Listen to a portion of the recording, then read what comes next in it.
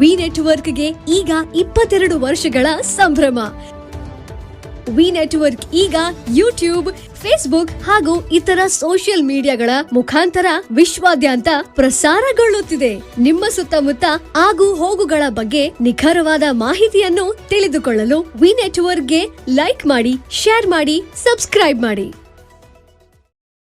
ಭಗವಾನ್ ಮಹಾವೀರರ ಸತ್ಯ, ಅಹಿಂಸೆ ಮತ್ತು ಶಾಂತಿ ಪಾಲನೆಯನ್ನು ನಮ್ಮ ಜೀವನದಲ್ಲಿ ಅಳವಡಿಸಿಕೊಳ್ಳುವುದು ಅವಶ್ಯವಾಗಿದೆ ಎಂದು ಹುಕ್ಕೇರಿ ಗ್ರೇಡ್ 2 ತಹಶೀಲ್ದಾರ್ ಪ್ರಕಾಶ್ ಕಲ್ಲೊಳ್ಳಿ ಹೇಳಿದರು.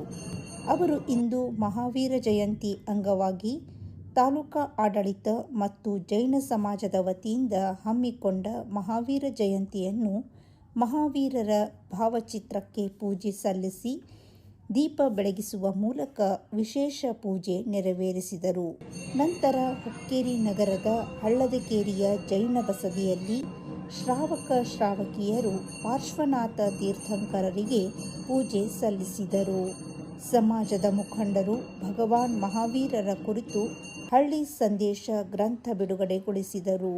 ಮಾಧ್ಯಮಗಳೊಂದಿಗೆ ಮಾತನಾಡಿದ ಸಿಪಿ ಪಾಟೀಲ್ ಮತ್ತು ಪ್ರಜ್ವಲ್ ನಿಲಜಗಿ, ಭಗವಾನ್ ಮಹಾವೀರರ ಮುಖ್ಯ ಧ್ಯೇಯ ಸತ್ಯ, ಅಹಿಂಸೆ ಮತ್ತು ಶಾಂತಿ ಪಾಲನೆ. ಅವರ ತತ್ವಗಳನ್ನು ನಮ್ಮ ಜೀವನದಲ್ಲಿ ಅಳವಡಿಸಿಕೊಳ್ಳಬೇಕು.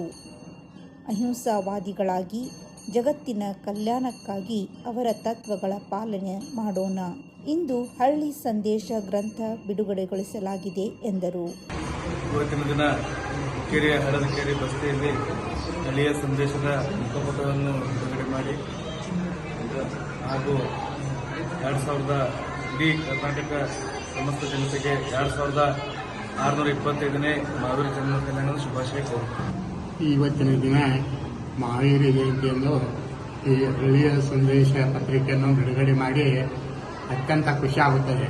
ಇದು ದೇಶದಂತ ಈ ಹಳ್ಳಿಯಾದ್ಯಂತ ವಿಸ್ತಾರವಾಗಲಿ.